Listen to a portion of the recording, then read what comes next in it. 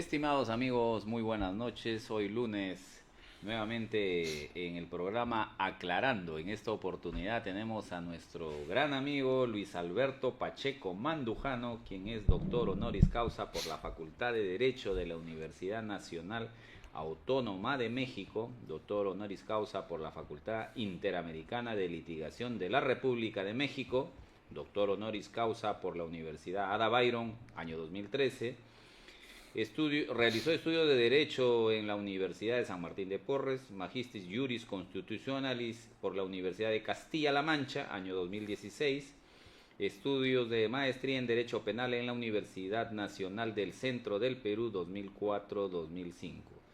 Acabo de leer Magíster en Juris Constitucionalis, Universidad de Castilla-La Mancha, año 2016, cuando tuvimos la oportunidad con Luis Alberto de hacer nuestros recorrido por la madre patria con aquella canción Nos fuimos pa' Madrid. Nos fuimos para Madrid, del barrio. Del barrio, ¿no? Luis Alberto, encantado de verte diputado por el partido aprista, partido al cual tú siempre lo refieres, lo mencionas y siempre das a conocer todo aquello que la gente, digamos que no entiende la política en su real dimensión y lo que un académico como tú, un filósofo, un entendido de la política puede aportar en esta oportunidad.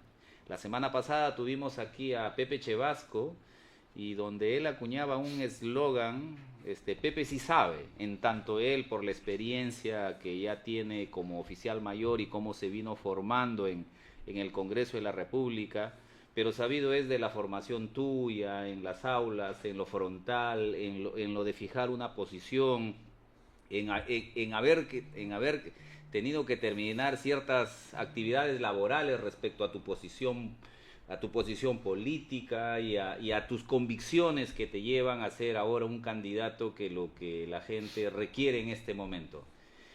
Dicho esto y con la presentación realizada, me gustaría comentarte qué te lleva a Luis Alberto Pacheco Mandujano, el académico, entrar en la lid política.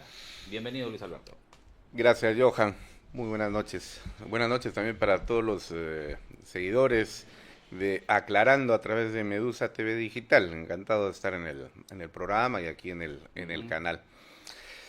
Estaba pensando, haciendo un acto de reminiscencia. Tú te fuiste a vivir a Huancayo el año 2007. A finales de año.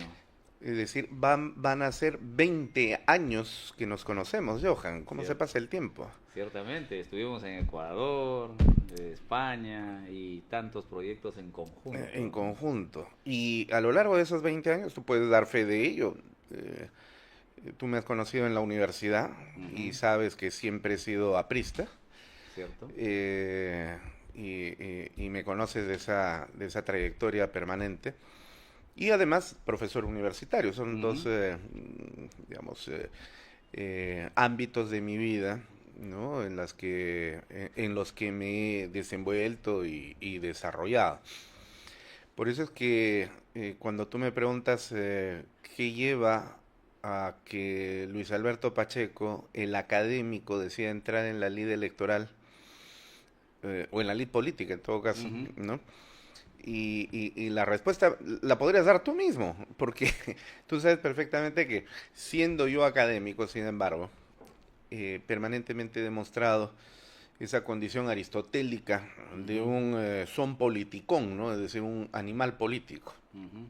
Que no político animal, ¿no? ¿Qué es lo que hay? Permanentemente. Y claro, esto tampoco quiero que signifique que me estoy colocando en una posición de superioridad ni nada, no, en absoluto, pero es una gran realidad, ¿no? Es decir, el día de hoy entra al campo de la política mucha gente. Yo entiendo que dentro de la enorme variedad de personajes que ingresan en el campo de la política, quiero pensar, ¿verdad?, sin caer en la ingenuidad, de que muchos de ellos entran con buenas intenciones. Vaya que coincidimos en eso y lo venía pensando en el viaje que te lo iba a referir. Continúa, por favor. Pero es que el asunto es que, fíjate, ¿Bastan las buenas intenciones para entrar en el campo de la política? Ahí entra la responsabilidad que creo que no se mide en ese estadio. Y esa responsabilidad es consecuencia adquirida de una formación personal también política, ¿no? Porque, digamos, a ver, yo he tenido el honor de haber sido profesor, no solamente en la universidad, y no lo digo en tiempo pretérito, como que ya se hubiese acabado, porque yo sigo siendo profesor universitario desde el año 2019. Este mes de agosto voy a cumplir 27 años, cómo se pasa el tiempo. Yo empecé a ser profesor universitario cuando tenía 24 años. Se parecían dos, ¿no? O sea, la década para nosotros resulta un año, ¿no? Prácticamente, ¿no? Porque se ha pasado, es que cuando uno hace las cosas con amor, pasa muy rápidamente, ¿no? Sí, sí, no, sí. no es tedioso, no es el sentido de te ganarás el pan con el sudor de tu frente, ay, qué esfuerzo, qué difícil. No, más bien al contrario, lo disfrutas. Porque Claro. como decía Confucio, en su ética moral, estoy haciendo prácticamente una tautología, pero... No, pero está bien. Ese es el Luis Alberto que queremos. eh, hablando de la moral de Confucio, ¿no? Trabaja en lo que te gusta para que no tengas que trabajar, decía, ¿no? Más o menos algo así. Trabaja en lo que te gusta para que no tengas que trabajar, en el entendido de que el trabajo es el ejercicio de una actividad dolorosa, sufriente, ¿no? Y por lo tanto, entonces hay personas, pues, que cuando suena el despertador en la mañana dicen, maldición, ay, otro día más de trabajo, y no es así. Y no es así cuando uno ama lo que hace lo que le gusta y así es, efectivamente. Entonces, cuando suena el despertador, y quizás antes, inclusive uno ya se despierta y está con las energías, ¿no? Hoy día voy a hacer tal cosa, cual cosa. Entonces, por eso que el tiempo se pasa rápido, ¿verdad? Digamos, la percepción que del tiempo se tiene, ¿no? Entonces, este mes de agosto voy a cumplir 27 años de docencia universitaria. Y dentro de ese espacio, yo he tenido el honor de haber sido también profesor en el Seminario Mayor San Pío X en Umuto, en Huancayo, ¿no? Entre los años 2002 y 2005. Es decir, he sido, para utilizar un término técnico dentro del mundo eclesial, un formador de sacerdotes. ¡Ay, caramba!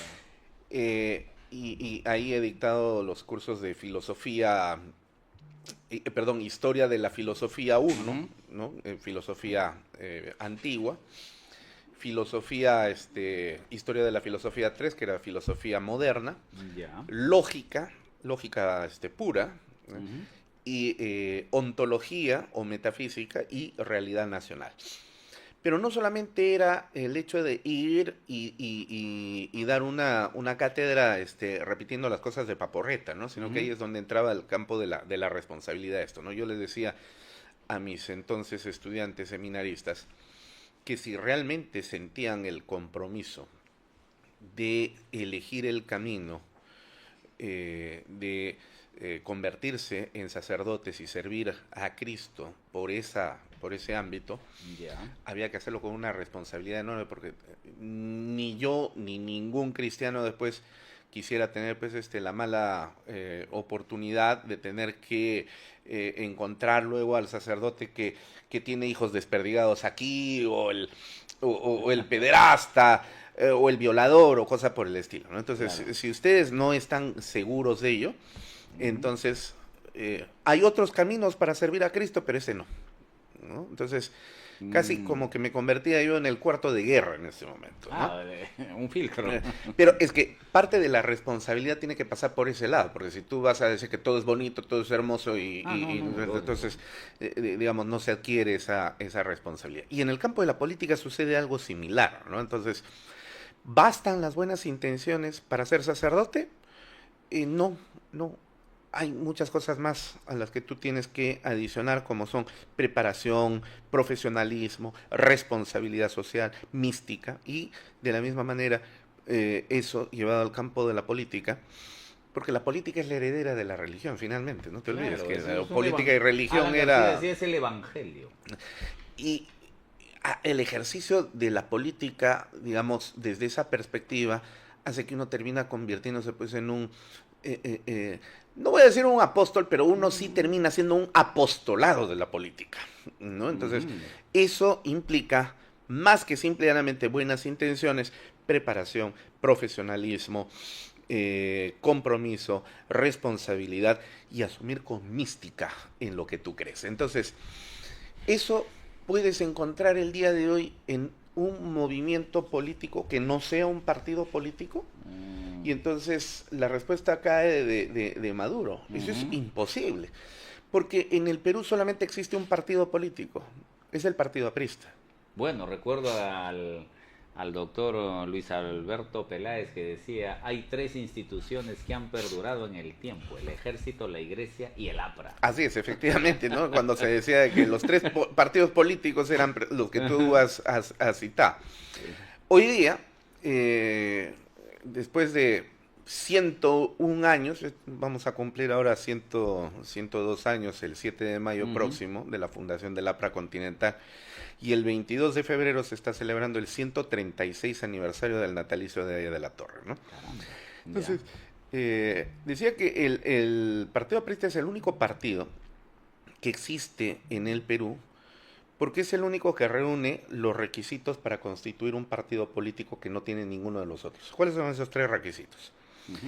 Desde la perspectiva de la ciencia política, digamos, es la única perspectiva que tiene cabida aquí, porque no, acá no vamos a hablar pues de cocina ni de música, ¿no? Sino de ciencia política, que tiene por objeto de estudio el poder, y un partido político lo que hace es precisamente perseguir el poder para poder implementar la política que se pregona. Entonces, para poder constituir un partido político, lo dice Sartori, lo dice Habermas, lo dice Norberto Bobbio, los grandes teóricos de la ciencia política, tienes que cumplir 3 requisitos. 1, en primer lugar, tener una doctrina. Ojo, no ideología, sino doctrina. No es lo mismo ideología y doctrina. Hay una diferencia enorme. La ideología, Johan, es una falsa concepción de la realidad. Sí. Si yo quiero tener, por ejemplo, la idea de que el mundo es de color rosado, ideología de género, ahí ya tenemos. Por ejemplo, me pongo mis lentes de color rosado y yo quiero creer que el mundo es rosado, pero es que el mundo no es rosado, pues así es simple y sencillo. O lo que tú acabas de citar, por ejemplo, la ideología de género, ¿no? Según la cual yo me autopercibo, ¿no? Ser, no sé, pues un gato, ¿verdad? Y por lo tanto entonces tengo que exigirle a René que me reconozca mi condición de gato y que me expida mi DNI como gato que soy, y no me voy a atender en esa luz, sino voy a exigir al Estado a que cree una seguridad social para los animales autopercibidos y no autopercibidos y no biológicos, y dentro de ellos yo. O sea, todo este conjunto de disparates son consecuencia precisamente de una falsa concepción de la realidad. Entonces, por eso no hablamos de ideologías, lo que hablamos es de una doctrina. ¿Y qué cosa es la doctrina? La doctrina es el conjunto de conocimientos, es el cúmulo, el culmen de conocimientos adquiridos a partir de reflexiones filosóficas, epistemológicas, lógicas, ¿no? Donde además se inserta un elemento de naturaleza casi espiritual que le dota de mística a esa visión del mundo, que sin deformarlo, como hace la ideología, entonces tú terminas generando una cosmovisión del universo, ¿no? Entonces, esa cosmovisión, esa concepción de la vida, de la naturaleza, de la sociedad y del pensamiento, te ayuda a entender de una manera metodológica las cosas para poder comprenderlas, entender cuáles son los problemas que se presentan en la realidad concreta, y a partir de ello, entonces, proponer alternativas de solución. Eso es doctrina. ¿Me dejo entender? Entonces, yo no estoy distorsionando como hace la ideología, sino lo que estoy haciendo más bien es una lectura realista a la luz de la cosmovisión que yo pueda tener. ¿El APRA tiene eso? Claro que sí. Es la filosofía de la teoría del espacio-tiempo histórico desarrollada por Víctor Raúl Aya de la Torre. Segundo elemento para constituir un partido político. gracias a esa doctrina, como tú puedes entender los problemas, puedes plantear las alternativas de solución, por lo tanto, entonces puedes desarrollar las propuestas de acción política que se traducen o convierten en ¿qué? En un plan de acción, es decir, en un programa de trabajo, o lo que el día de hoy se denomina un plan de gobierno, que en el caso aprista nosotros le llamamos el plan mínimo. No se podría preguntar, ¿cómo se le va a llamar plan mínimo? Es una cosa chiquita. Claro, es que eso inmediatamente, si hay un plan mínimo, debe haber un plan máximo. ¿Cuál es el plan máximo? Es la mirada del Perú en un contexto mundial, porque debe haber una política de relaciones internacionales del Perú con el mundo, porque el Perú no es un país que se desarrolla autárquicamente, ¿no? Es un país soberano, independiente, pero en un contexto mundial. Entonces, ¿cuáles van a ser las relaciones que vamos a tener con el mundo? Ese es el plan máximo. Y el plan de gobierno que se aplica al interior, ese vendría a ser el plan mínimo, sobre la base de la cosmovisión. Ese es el segundo elemento. ¿El partido aprista lo tiene? Por supuesto. Tú tienes ahí el plan máximo. ¿Por qué el APRA tiene como símbolo la estrella de 5 puntas? Justamente porque estas 5 puntas representan los 5 postulados del plan máximo. Lucha contra toda forma de imperialismo, que el día de hoy se traduce a la luz del avance y de la evolución social con el mundialismo, ¿no? O sea, no solamente la, globalización, sino el globalismo, que es completamente la mundialización, esta idea perversa de pretender imponer un solo gobierno mundial y someter a todas las naciones del mundo a ese gobierno mundial. Esa es la nueva forma el capital de como sistema económico. Ahí voy a llegar. Segundo, lucha contra toda forma de imperialismo. Luego tienes tú los otros 4 puntos son por la nacionalización de tierras e industrias, solidaridad con los pueblos oprimidos del mundo, internacionalización del canal de Panamá, pero que son aspectos que el día de hoy no es que hayan quedado ya anclados en el tiempo y por lo tanto deban ser superados, pero que sí deben ser revisados. Pero la pregunta que tú me hacías, después de que Haya de la Torre planteó este plan máximo en su antiimperialismo y el APRA de 1924, si no me falla la memoria, 24, 26, 30 años después, el 54, 56. Porque para ese tiempo era un terrorista en su momento. No. Pero sí, los enemigos del aprismo lo acusaban de comunista. De comunista, ¿no? Esa era la tildación. Cuando ya había Partido Comunista, inclusive, ¿no? Pero bueno, 30 años después, donde Haya y los apristas ya habían sufrido de persecución, les había habido la revolución de Trujillo del 32, del 7 de julio, donde se había inmolado más de 6,000 apristas fusilados por la dictadura del coronel Sánchez Cerro, que gobernaba en aquella época. Cerro, peruano él, ¿no? Pero que hizo el golpe de Estado en Arequipa, ¿no? Como todos los valientes, que siempre hacen su golpe de Estado, si no es en Tacna, es en Arequipa, pero no en Lima, ¿no? Bueno, entonces, Haya de la Torre reconsideró algunos aspectos e insertó un elemento más dentro del plan máximo, que era por la interamericanización, pero sin imperios, ¿no? El interamericanismo sin imperios.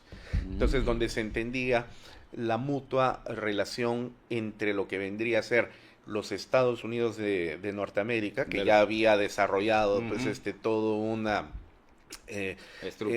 estructura política, social y económica de desarrollo que había desplazado a la Inglaterra decimonónica y donde apuntaba a Latinoamérica, pero que a pesar de ese embate, doctrina Monroe, por ejemplo, que ahora ha vuelto a... y que con Trump otra vez nuevamente está regresando a patadas, Entonces decía, ¿y cómo los Estados Unidos de Norteamérica se va a relacionar con los Estados desunidos de Sudamérica, ¿no? Entonces, para eso precisamente tenemos que redimensionar esta idea. Me había olvidado de uno de los puntos, era por la unidad de los política y económica de los pueblos de América Latina, es decir, formar el bloque continental de lo que se denominaba, bajo la luz de la filosofía priista, el pueblo continente, ¿no? Entonces,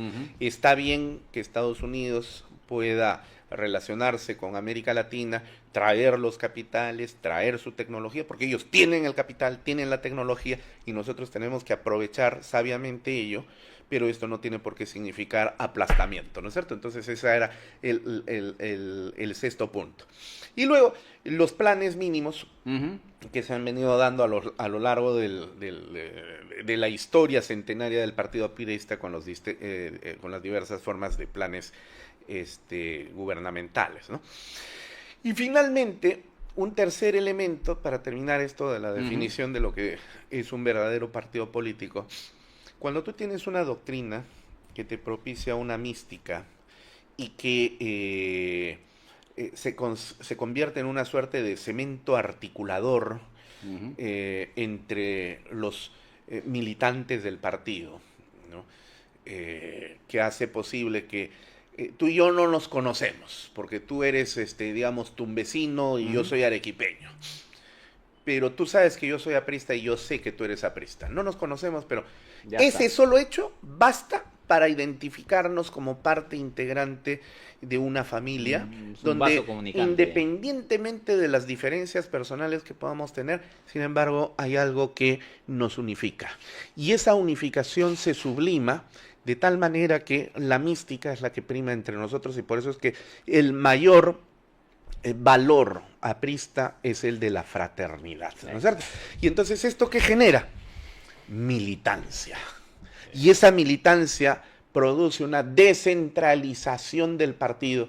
Y esa es la razón por la cual tú, que conoces como yo, que tengo la suerte de haber recorrido el país 3 veces, ida y vuelta desde el Putumayo hasta Santa Rosa, Chacayuta, en el sur del Perú, y desde el Callao hasta el puente internacional que tenemos en Tambopata, ¿no? Al otro lado, en el oriente. A donde tú vayas, y tú lo sabes perfectamente, sea provincia, sea distrito, siempre vas a encontrar un local partidario del APRA, donde van a haber personas que están trabajando por su comunidad. Adelante, compañero. Entonces, la pregunta es, ¿esto tú lo encuentras en algún otro movimiento? Por ejemplo, digamos, Alianza por el Progreso. Alianza, me has quitado las palabras. Alianza para el Progreso. Dime tú, ¿cuál sería la doctrina, o por lo menos ideología, de Alianza por el Progreso? No hay, pues. Digamos, sería, pues, tengo plata como cancha, ¿no? Y lo único que me falta es ser presidente del Perú. Fue confesión de él cuando, leyendo una revista, vio que el nombre en Kennedy, y copió el nombre, y fue un coblo. Y ahí justamente iba a apuntar. Mira, fíjate, ni siquiera el nombre es original, porque Alianza para el Progreso, lo recordaba con mi colega Lucho Francia hace unos días atrás en el programa del día sábado, en Crimen Imperfecto. Alianza para el Progreso es el nombre que el presidente demócrata John F. Kennedy le dio a un programa de los Estados Unidos para superar la doctrina Monroe y acercar a los Estados Unidos a América Latina a través de acciones de ayuda humanitaria. Entonces, bueno, yo soy algunos años un poquito mayor que tú. No sé si tú recordarás, tal vez estabas más pequeñito, pero yo sí recuerdo cuando en la década de los años 70 nos llegaban, por ejemplo, las latas de aceite de Alianza para el Progreso, la leche en polvo, galletas, harina, etcétera, etcétera. Todo eso venía de los Estados Unidos. Y eso se acabó. Entonces la copia fue total. Claro, totalmente. Claro, porque... y el simbolito de la A dentro de un círculo es el símbolo que utilizó Alfonso Barrantes Lingán en 1990 para su campaña, cuando él se separó de la Izquierda Unida y formó el Acuerdo Socialista, integrado por el Partido Comunista Unidad, el Partido Socialista Revolucionario del general Leonidas Rodríguez Figueroa, ex director del Sinamos, y también estaba, si no me falla la memoria, en ese momento el UNIR, me parece, creo. Puedo estar equivocado, pero era el Acuerdo Socialista. Entonces, fíjate, no es original ni el nombre ni el símbolo. Entonces, ¿qué doctrina podría tener? Ninguna.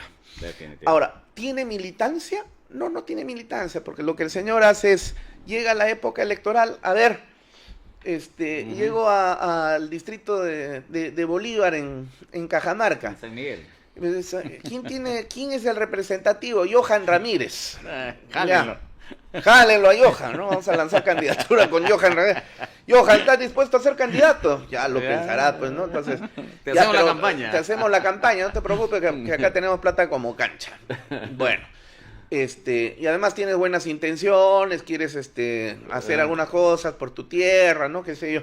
Y eso sí, tu casa será pues el local partidario, así que colocas un letrero ahí donde diga Comité Ejecutivo Distrital del... Entonces, eso no es militancia, eso no es local partidario, eso no es doctrina. Cierto. Y justamente por esas razones tú no podrías decir que ese es un partido político. ¿Qué cosas son? Son ni siquiera asociaciones políticas, son empresas políticas, porque el día de hoy alguien se dio cuenta, y yo creo sobre todo los representantes del crimen organizado, específicamente el narcotráfico y la minería ilegal, que así como en las experiencias mexicana y colombiana, es necesario colocar a representantes de estos sectores criminales en el ámbito gubernamental para poder tener una suerte de representación que legisle y gobierne para ellos. Entonces, ¿cómo hacemos eso? Formamos por nuestro partido político. Total, gracias al señor Vizcarra. ¿Cuántas firmas se necesita el día de hoy para poder tener un partido político? 20,000. Y alguien lo dijo, vas a las afueras de un concierto en San Marcos y haces firmar, ¿no? Y es más, pues, a ver, si te paras en el Estadio Nacional, donde caben 60,000 almas, tú tienes ahí para sacar 3 partidos políticos. Entonces, 20,000 los presentas en un solo concierto.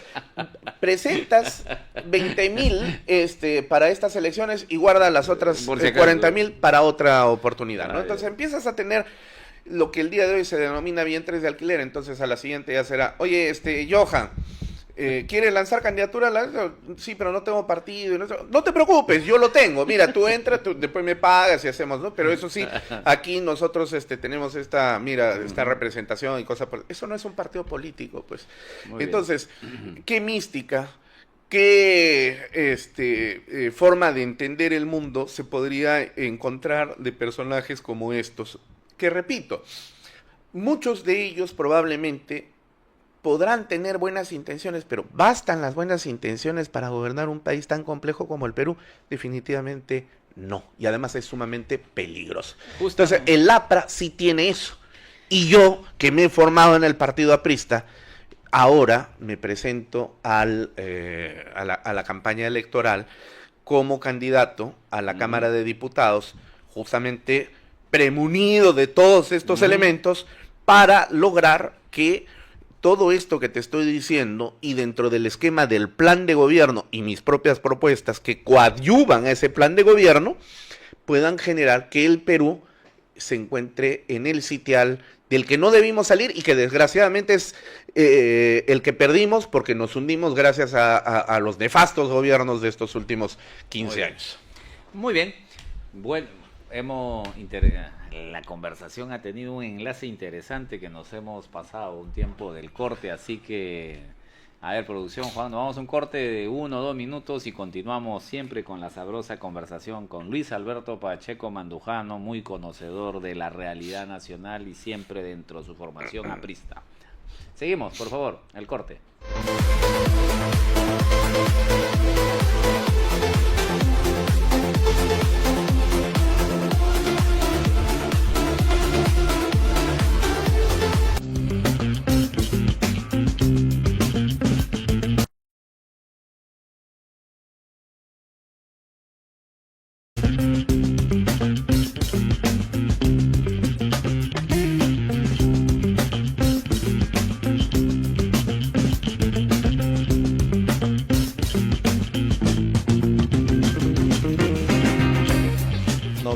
99.6% de empresarios somos lo que movemos la maquinaria del Estado.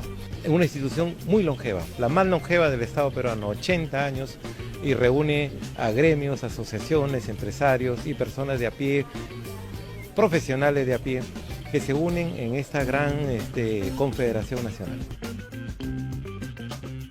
Esta es la época que nosotros necesitamos reconciliarnos con el pasado y construir el presente, convocando a todos los actores sociales, políticos, económicos, culturales, académicos del Perú para cambiar esta situación. CONACUE nos ha dado una lección extraordinaria. Sí podemos hacerlo. Felicitaciones al ingeniero Charles Zapata y a todos los integrantes de su directorio y a todos los participantes, comerciantes que sé que suman más de 180.000 empresas. Nosotros apoyamos a muchos emprendedores que tienen, por ejemplo, una idea de negocio y muchas veces quieren aterrizar esa idea y no cuentan con las herramientas o instituciones que lo puedan apoyar en ese sentido. Es ahí donde CONACO actúa, apoyándolos a ellos con asesoramiento y capacitaciones para que puedan en el camino desarrollarse y poder formalizarse.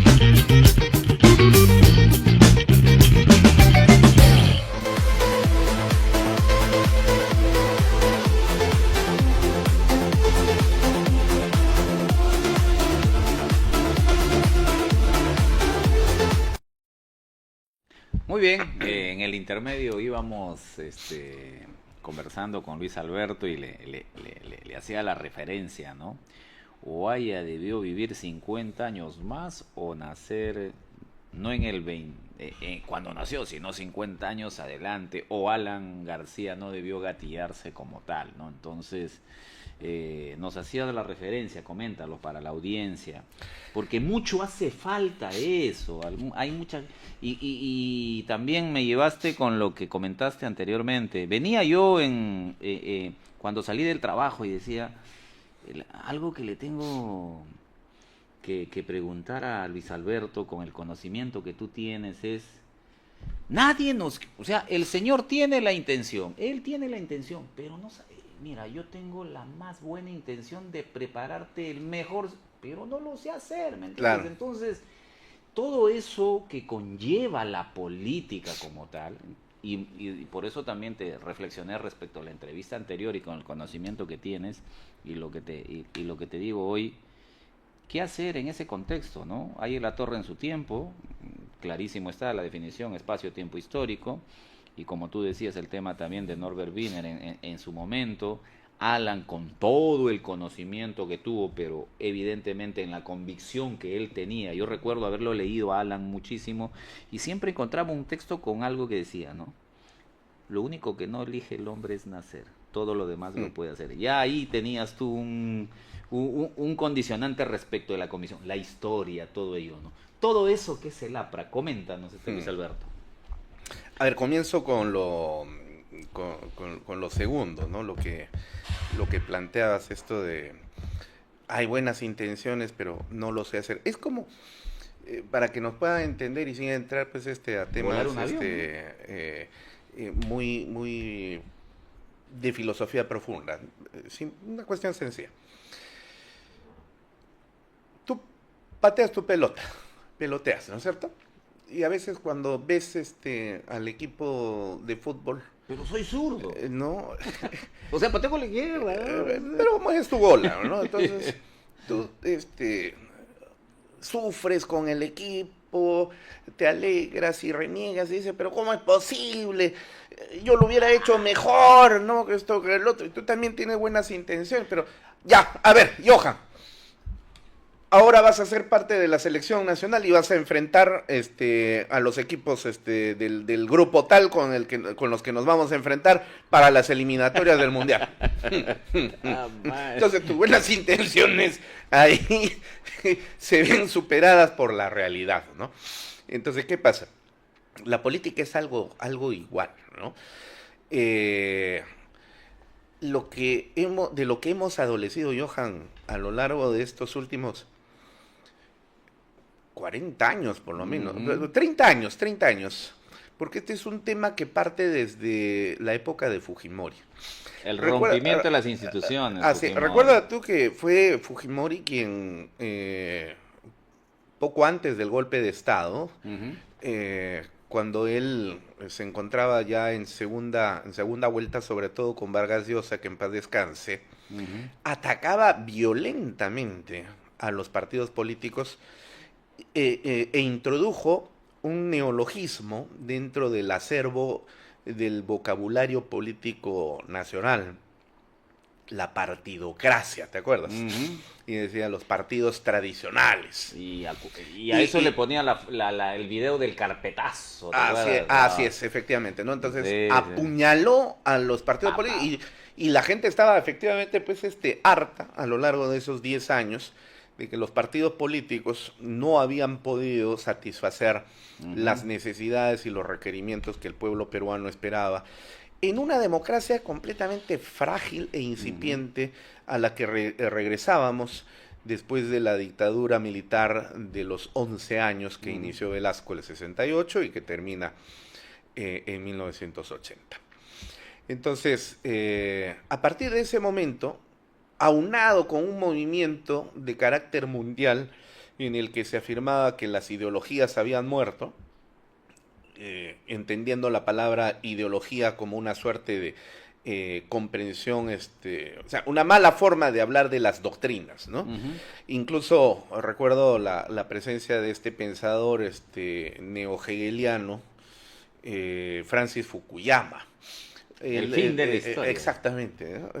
Fukuyama. Él publicó un libro, El fin de la historia, donde hablaba que tras la caída del muro de Berlín, ya Ujú. todas las contradicciones fundamentales se habían eliminado en el mundo y que en un mundo unipolar donde los Estados Unidos era Ujú. el baluarte que guiaba el proceso de la historia universal, entonces todos los países pues tendrían que empezar a desarrollarse por un ámbito de crecimiento y desarrollo para generar sociedades de libertad y de bienestar. Y completamente falso, pues nada de eso ha sucedido, porque la dialéctica redescubierta por Hegel es un proceso continuo, es un proceso ad infinitum. Nunca va a dejar de haber contradicciones. ¿Qué cosa es dialéctica? La dialéctica es básicamente la unidad de contrarios. Y eso es el motor del desarrollo de la historia. Siempre van a existir contrarios a donde tú veas, y esos contrarios entrados en pugnas más o menos violentas, finalmente son las que terminan generando el proceso de desarrollo, ¿no? Entonces, por ejemplo, clases oprimidas y clases opresoras, por ejemplo, en el contexto familiar, padres versus hijos, en el contexto educativo, profesores versus estudiantes, en el contexto de tráfico, parque automotriz versus peatones, ¿no? O sea, siempre vas a encontrar dos fuerzas contrarias que justamente por esa contradicción es que luego se genera un salto de desarrollo, ¿no? Si no hubiera esa contradicción, todo sería estático. Claro. Entonces, estaría bien todo. Entonces es absurdo pensar, y ese es el grave error del comunismo, de pensar que resueltas todas las contradicciones, un día se va a llegar a una sociedad de plena felicidad, donde todos vamos a ser igualitos y todos recibiremos lo mismo y ya no van a haber más contradicciones. Falso, pues, tan falso el comunismo como tan falsa la propuesta de Francis Fukuyama. Entonces, pero sin embargo, eso atizó a que en la década de los años 90 la institucionalidad de los partidos políticos se eliminara. Entonces, los partidos van desapareciendo progresivamente o van tambaleando, ¿no?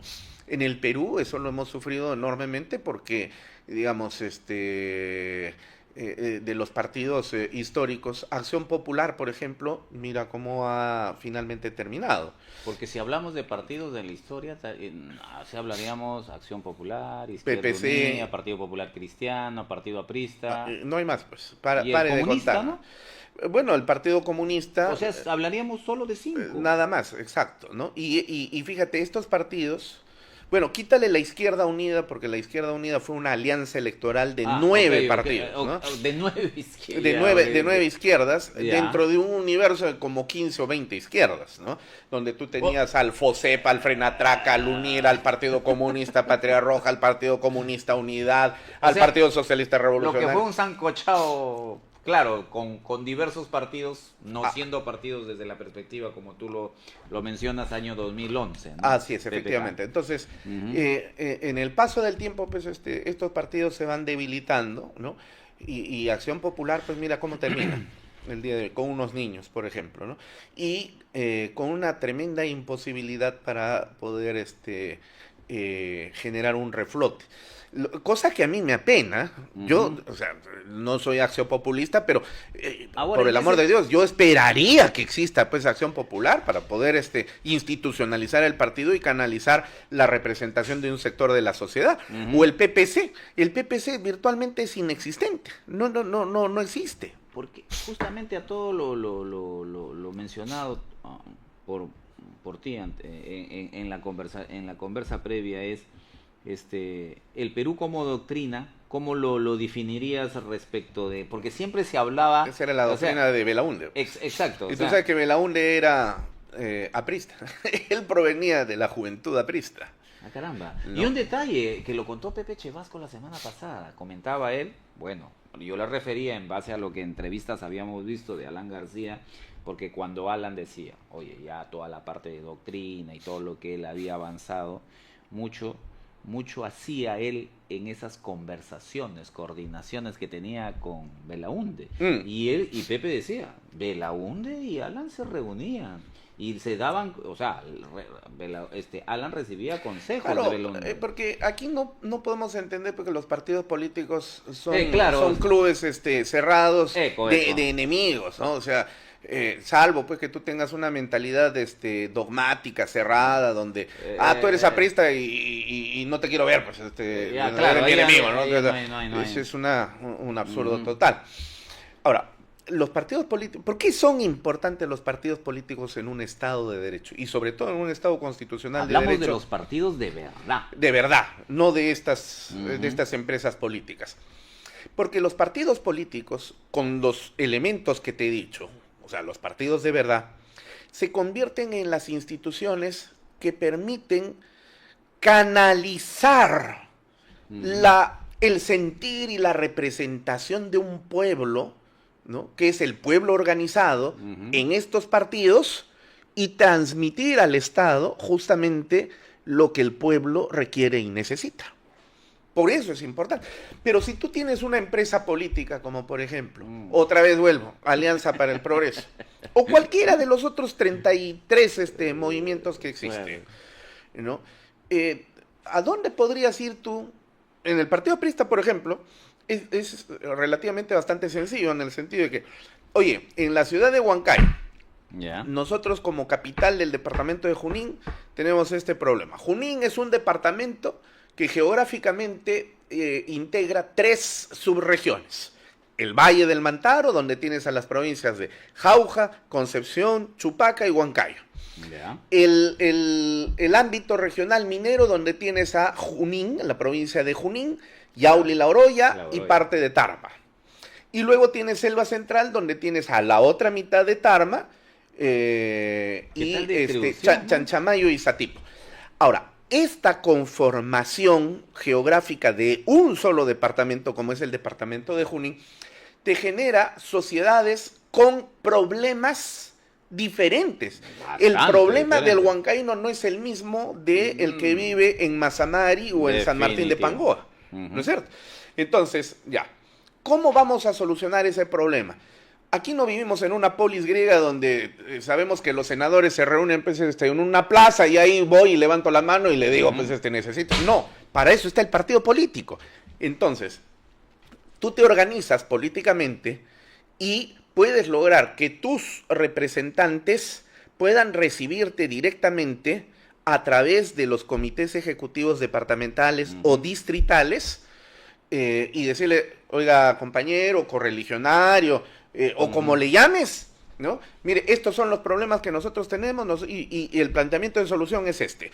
1, 2, 3, 4, 5, para eso necesitamos este marco legal o modificar el que tenemos, etcétera, Claro. etcétera, y eso lo canalizamos. Ahora dime, en el movimiento de Carlos Álvarez, ¿dónde podrías hacer eso? En el No, movimiento no de entiendo. Acuña. Acuña te dirá, pues, anda, hijito, a trabajar, pues, no. Entonces, yo tengo plata como cancha, pero no lo voy a hacer.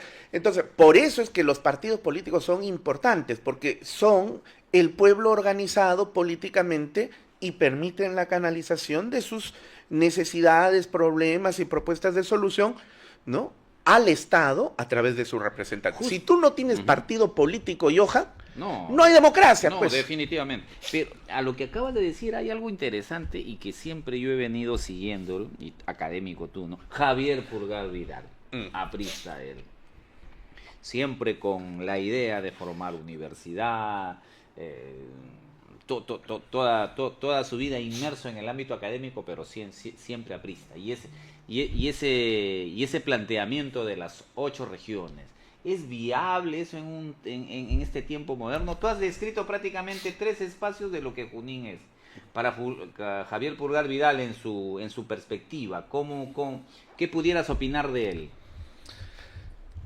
Bueno, con él se inicia un cambio de mirada de lo que significa la comprensión de un Perú a partir de su ubicación geográfica y las diferencias existentes que esta geografía determina, ¿no? Entonces, antes de Pulgar Vidal, y creo que hasta el día de hoy, fíjate qué mal estamos en el ámbito educativo, se sigue hablando de las regiones naturales, costa, sierra y selva.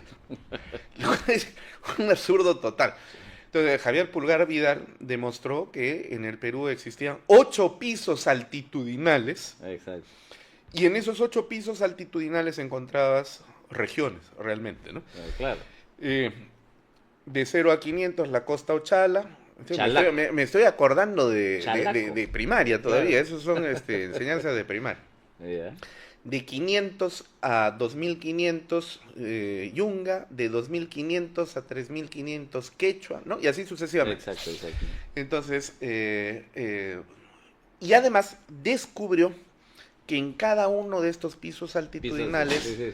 existían microclimas que favorecían el desarrollo de una riqueza natural tremendamente, ¿qué te digo?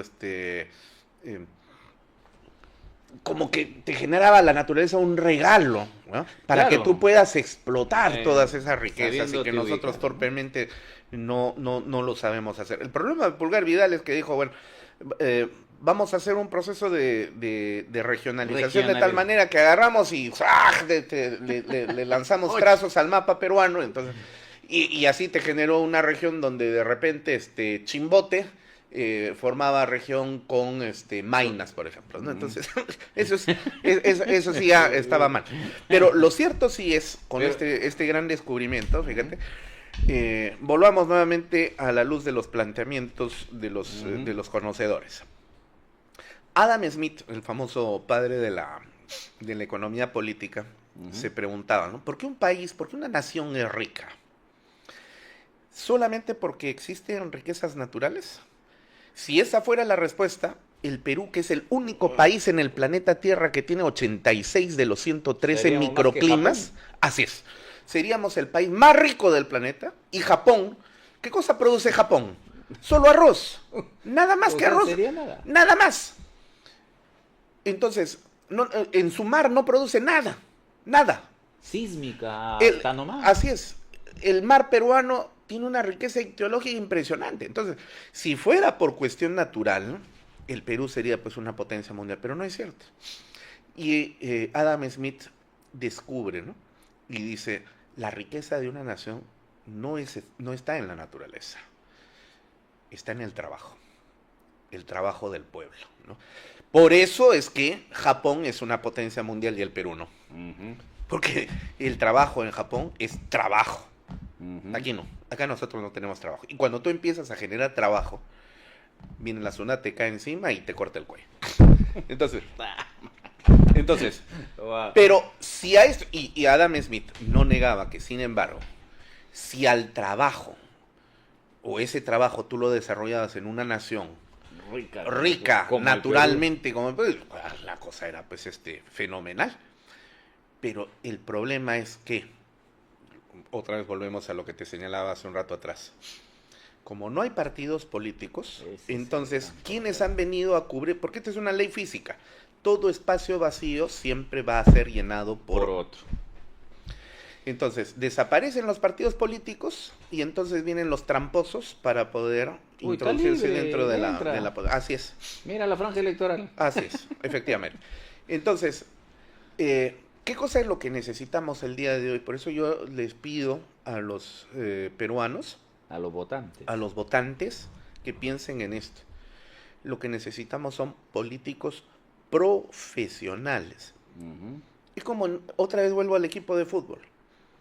¿A quién vas a llevar tú a una selección de fútbol? Alguien que tenga buenas intenciones, que te diga desde el micrófono, así se debió haber pateado, así se debió haber hecho. 3 dedos. No.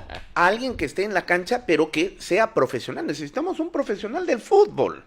Bueno, en la política también necesitamos profesionales de la política, no aventureros, no personas buenistas. Entonces, por eso yo le pido a los votantes, voten por no profesionales, que yo tengo el doctorado tal, que no, señor, profesionales de la política. Y eso se forja en un partido político. Bien, un detalle que yo no quiero terminar la entrevista sin antes hacer referencia de alguna vez en una charla tuya que decías la demagogia. Usa el político o el mal político la demagogia, es un enganche. Si bien es cierto, Alan García hablaba de insuflar, de darle, de hacer sentir a tu público, a la población, que a través tuyo lo puede o lo va a lograr, pero eso te lleva a la demagogia. ¿Cómo evitas la demagogia?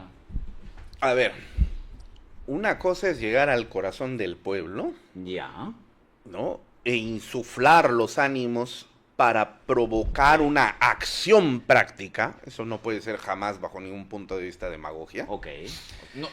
Claro, si no, lo peor que le puede pasar a una persona es creerse su propia mentira. Claro, lógico. Pero... Toledo, por ejemplo. Por ejemplo, ¿no? La demagogia la encuentras en personajes que te hacen, justamente en campaña electoral, ¿no? Propuestas que sabe perfectamente que son manifiestamente inviables e imposibles, pero sin embargo las hace. Y eso ni siquiera es populismo. Ojalá fuera populismo, por lo menos, porque el populismo, digamos, es una doctrina política.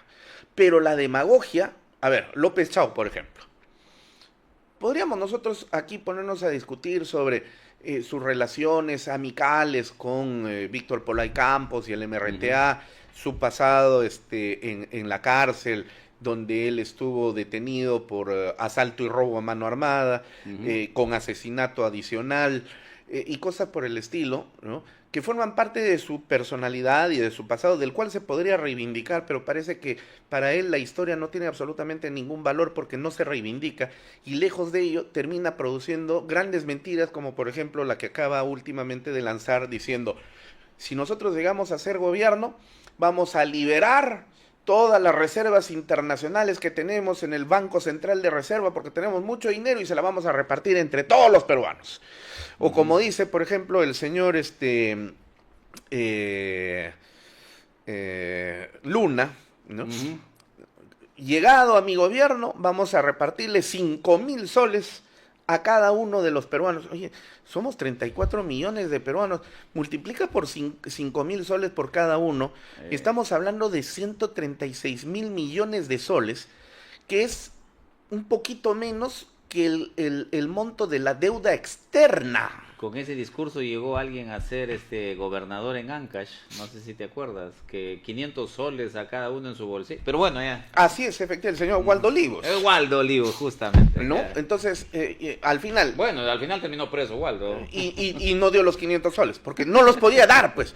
Porque claro, eso es demagogia, es la utilización de la mentira como técnica política para hacerle creer a una persona y generarle una expectativa que finalmente va a terminar siendo frustrada, ¿no? Entonces, eso no tiene nada que ver con la política verdadera, la política real, no tiene nada que ver con un profesionalismo político, sino más bien por el contrario. Es gente de la cual ya tú puedes advertir desde el inicio que se trata de delincuentes que cuando lleguen al gobierno van a terminar de perpetrar los actos delictivos. ¿No dijimos lo mismo de Pedro Castillo? ¿Nos hemos equivocado acaso? Y había gente como los cojudignos, ¿no? Que decían, no, hay que darle la oportunidad, ¿no? Total, es un hombre del pueblo. Yo recuerdo que César Hildebrand, por quien yo guardaba mucho respeto y en estos últimos tiempos definitivamente se me ha caído, ¿no? Por diversas cosas, básicamente por contradecir en sus hechos lo que él de palabra proclamaba. Una de ellas era decir que el profesor quechohablante, oye, Pedro Castillo no habla quechua. No habla quechua. Porque en Cajamarca no se habla quechua. Pero es importante para un político hablar quechua. Tú, clarísimo, ¿no? Yucacán ni Huancayomanca. Ay, ¿no? caramba. Justamente viste a la foto y en la promoción del vídeo busqué, bueno, música moderna, pero cantada en quechua. Sí, interesante. ¿Va? Dije, y esto va con Luis Alberto. Bueno, yo soy huancaíno, ¿no?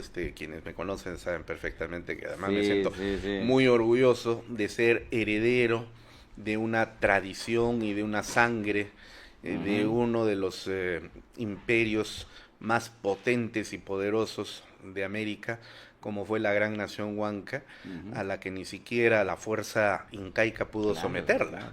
Y los huancas no tenemos en vano pues la fama que tenemos, ¿no? Entonces yo por eso ya en estos minutos finales me dirijo a todos tus televidentes, a tus votantes, y yo les pido que me apoyen, ¿no? Yo estoy lanzando candidatura con el partido aprista, con el número 30, les pido que marquen las 5 estrellas del APRA y que en el caso específico, ¿no?, de diputado, marquen, además de la estrella, escriban el número 30, Luis Alberto Pacheco Mandujano, para poder participar dentro del Congreso de la República en una gran gesta política de contribución desde el partido aprista en la reivindicación del país en el cual nosotros hemos nacido y por el cual nos sentimos orgullosos de ser llamados peruanos, para colocarlo en el sitial que no debimos haber perdido y que lamentablemente no nos encontramos en él en este momento y hemos caído profundamente por causa de estos gobiernos nocivos de los últimos 15 años atrás y de la acción política tan venenosa de ese sector político hipócrita y fariseo que, levantando las banderas de la justicia social, en la que no creen definitivamente, es decir, los caviares, el wokismo, el mal llamado progresismo, terminó pues apoyando todo este tipo de acciones que le han hecho tanto daño al país. Yo soy un político profesional, me debo a mi pueblo y yo no voy al Congreso de la República a hacerme rico ni millonario, porque no me interesa ser rico, no me interesa ser millonario, me interesa servir a mi pueblo, como lo he hecho en Huancayo y como lo he venido haciendo a lo largo de estos 26 años como profesor universitario. Así que entonces, ahí yo les pido, ayúdenme a reivindicar a la patria, a rescatarla, descaviarizando al Perú y haciendo de la política una acción profesional, política auténtica. Muy bien, Luis Alberto, agradecer en esta oportunidad, has tenido a bien hacernos el obsequio de algo importante para la biblioteca, que es tu obra, El inhumano derecho penal de una funesta concepción de los derechos humanos, que es algo que últimamente se habla mucho, pero resulta hoy, en este momento, la inseguridad una condición prácticamente imaginemos, o sea, pongámonos en la situación, y tú como político bien lo sabes, a esa persona que vive en una zona desolada y le matan a su familia, a su hijo, y la atención del gobierno, en tanto con la estructura del Estado debiera darle pues la seguridad y todo, ese dolor, ese sentimiento que cuando Dina Boluarte, presidenta, decía, no, si te extorsionan, apaga el celular, o sea, imagínate esa indignación, ¿no? Entonces... Y lo más absurdo de todo, Johan, es como en el Perú llueve para arriba, ¿no? Es que cuando se combaten a los delincuentes organizados el día de hoy, como se combatía al terrorismo asesino y criminal en la década de los años 80, resulta que los policías ahora son los malos de la película. Sí. Los militares son los perversos. Entonces, este libro lo he escrito, es el 9º libro de mi producción bibliográfica. Tú me ayudaste a publicar el segundo, recuerdo, el año 2006, si no me falla la memoria. No, 2008. ¿No? Este texto fue La dialéctica del hecho social, valor y norma como definición ontológica del derecho, que lo presentamos en Ecuador. Así es. ¿Ya? Esta es la 9ª producción bibliográfica que acabo de presentar además en el Tribunal Constitucional el pasado 14 de enero, y en el que expongo precisamente cómo es que el concepto y la doctrina de derechos humanos ha sido envilecida y... Que es como un ropaje para proteger a delincuentes y a terroristas, ¿no? Los que terminan el día de hoy siendo víctimas, ¿no? Y cuando las víctimas somos nosotros.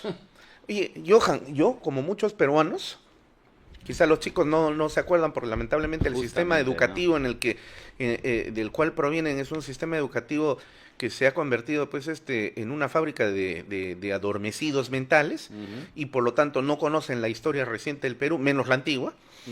Quienes hemos vivido la época del terrorismo, Johan, yo en Huancayo la he vivido, con bombas, explosiones, apagones, asesinatos permanentes, ¿no? Y además nos tocó combatir a Sendero Luminoso, porque yo estudié ingeniería química antes de estudiar derecho, tú lo sabes, en la Universidad Nacional del Centro del Perú.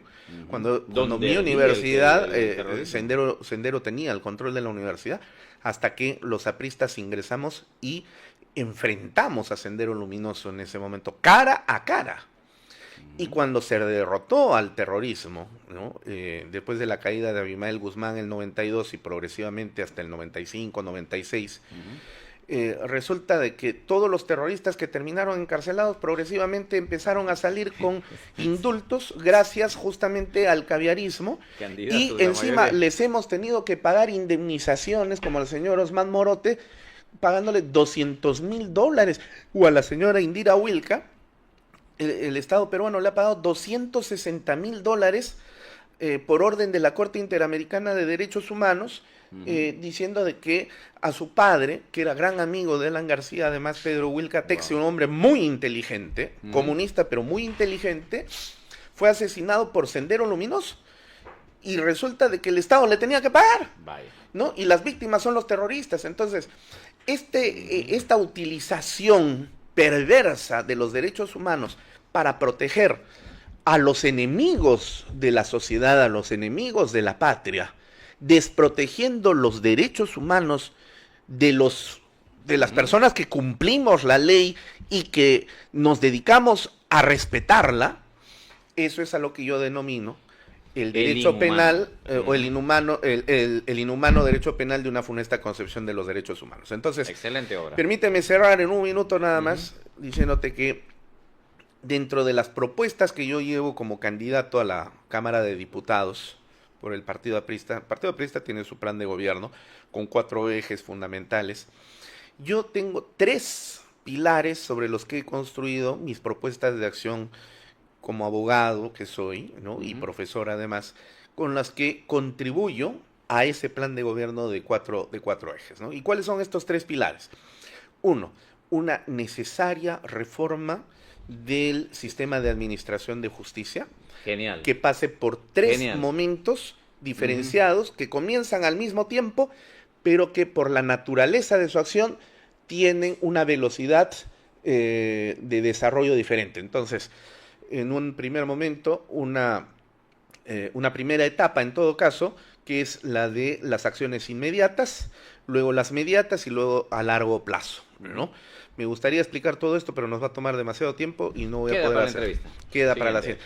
Siguiente pilar, la reforma educativa tan necesaria para el... No es posible que el Perú, que tenía un nivel educativo que siempre disputaba entre el primer y el segundo lugar en América Latina hasta mediados de la década de los 80, y gracias a Dios yo provengo de esa generación de educación. El día de hoy, por la prueba PISA, sabemos que el Perú, de 68 países que participan en las evaluaciones desde el 2013, 2015 y 2019, el Perú siempre queda en el puesto 68, 67. Y el nivel educativo de un chico de quinto de secundaria, egresado del quinto de secundaria, es exactamente el mismo nivel de un muchacho de tercer grado de primaria de Costa Rica. No puede ser eso. Wow. Entonces, reforma educativa. Y finalmente, la defensa cerrada, por convicción aprista de derechos fundamentales, de la vida humana desde su concepción y por supuesto también de la familia, ¿no? Que es la célula básica de la sociedad. Así que ahí muy bien, Luis Alberto. En síntesis, mis propuestas. No, Luis Alberto, siempre el espacio es corto, las conversaciones que tenemos y producción también lo sabe. Definitivamente, antes del 12 abril, elecciones, ahí estamos nuevamente contigo. Estas entrevistas, te comento, el contenido y lo sabroso que resultan ser, en tanto muchas personas no conectadas están en el directo, pero tienen esa vista posterior que genera cierta conversa, cierto enlace, y contenido es lo que tienes, ese conocimiento que mucha falta le hace. Bueno, lo has dicho de una forma muy directa, ¿no? Adormecidas están mucho a la sociedad juvenil, en tanto no se les está dando este tipo de contenido como siempre resulta ser estas conversaciones, ¿no? Dicho esto, agradecer al equipo de producción, y estamos siempre los lunes aclarando la semana, y nos vemos la siguiente semana, agradeciendo a Luis Alberto, quien nuevamente ha estado con nosotros en Medusa TV. Muchas gracias. Gracias, Johan. Buenas noches. Gracias.